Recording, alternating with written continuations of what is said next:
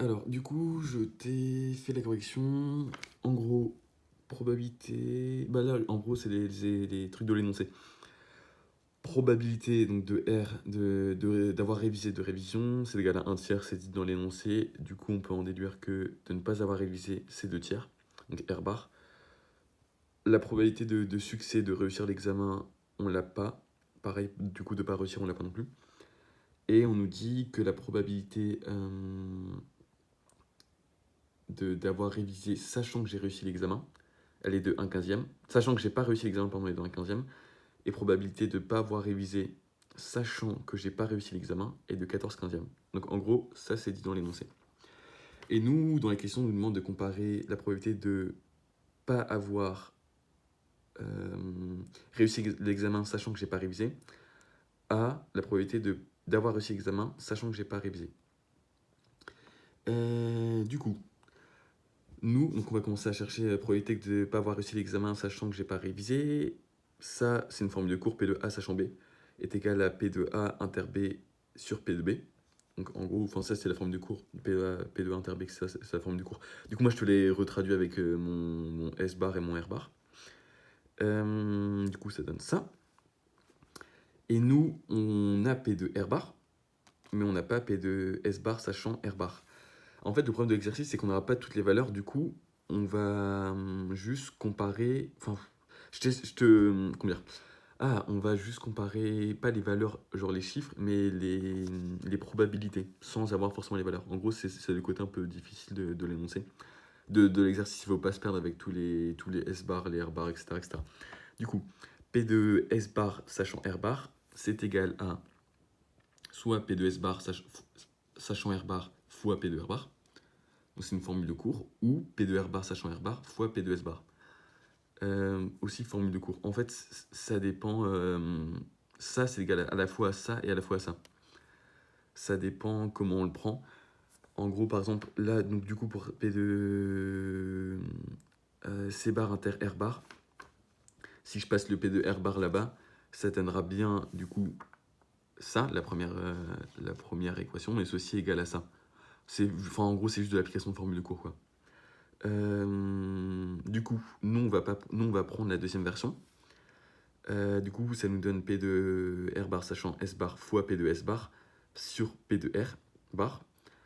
J'ai pas changé mon dénominateur. Et sauf qu'au numérateur, en fait, on se trouve avec P de R bar sachant S bar. Et ça, on me l'a donné dans l'exercice. Donc on peut remplacer 14/15 et 2 tiers. Je t'ai mis les couleurs juste pour que tu repères. Donc 14/15 et 2 tiers. Du coup, voilà. Et fois P de S bar qu'on n'a pas. P de succès, P de pas de succès, on l'a pas. Et du coup, voilà, ça nous donne 7 cinquièmes. Donc 14/15 sur 2 tiers, ça nous donne 7 cinquièmes. Donc ça, c'est un calcul à faire. En gros, ça donnerait 14/15 fois 3 demi. Et ensuite, 15, en gros, 15 c'est 3 fois 5, donc le 3 se partirait. Et 14 c'est 2 fois 7, donc le 2 partirait. Donc ça ferait 7 fois sur 2 fois 5. Et du coup, 7 sur 5, pardon. Enfin bref, c'est la partie simple, ça qui arrive normalement. C'est la partie simple, je devrais pas appuyer dessus. Enfin bref, du coup, en gros, 7 cinquièmes fois P de S bar. Et on voulait comparer à P de S bar, donc de j'ai pas de succès, sachant que j'ai révisé. Donc la deuxième partie. Donc en fait, on va faire pareil que là, mais pour P de S bar sachant R. Du coup, P de S bar sachant R, c'est égal à P de R sachant S bar sur P de R. P de R sachant inter S bar, c'est à la fois égal à P de S bar sachant R fois P de R, et c'est aussi égal à P de R sachant S bar fois P de S bar. Donc en gros, toujours P de A inter B, etc. égale P de A fois P de B sur inter B. Enfin, sur inter B. Enfin, le truc de cours là. C'est le même principe qu'ici. Sauf que du coup, j'ai fait avec R et S bar. Nous, on a la valeur de P de R sachant S bar, c'est 1/15. Du coup, je peux remplacer par 1/15. Et P de R, on l'a aussi, c'est 1 tiers. Du coup, 1/15 fois sur 1 tiers, ça donne 1 cinquième. Là, c'est encore du calcul, même style de calcul qu'ici. Je vais pas tout détailler. Fois P de S bar. En fait, le truc, c'est qu'il faut trouver une probabilité commune. Ici, une probabilité commune, c'est P de S bar. Et on va pouvoir ensuite comparer par rapport à nos P de S bar. Du coup, ici, on a 7 cinquièmes fois P de S bar, c'est égal à P de S bar sachant R bar. Et P de S bar sachant R, c'est un cinquième fois P de S bar. Du coup, bah en gros, ça c'est 7 cinquième fois P de S, et ça c'est 1 cinquième fois P de S bar. S bar, pardon, pas P de S. Et en gros, je suis désolé, je bégaye un peu, désolé.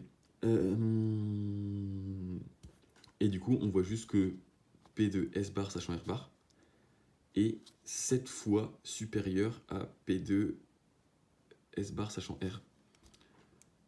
Du coup, j'ai pas fait une connerie. Attends, excuse-moi.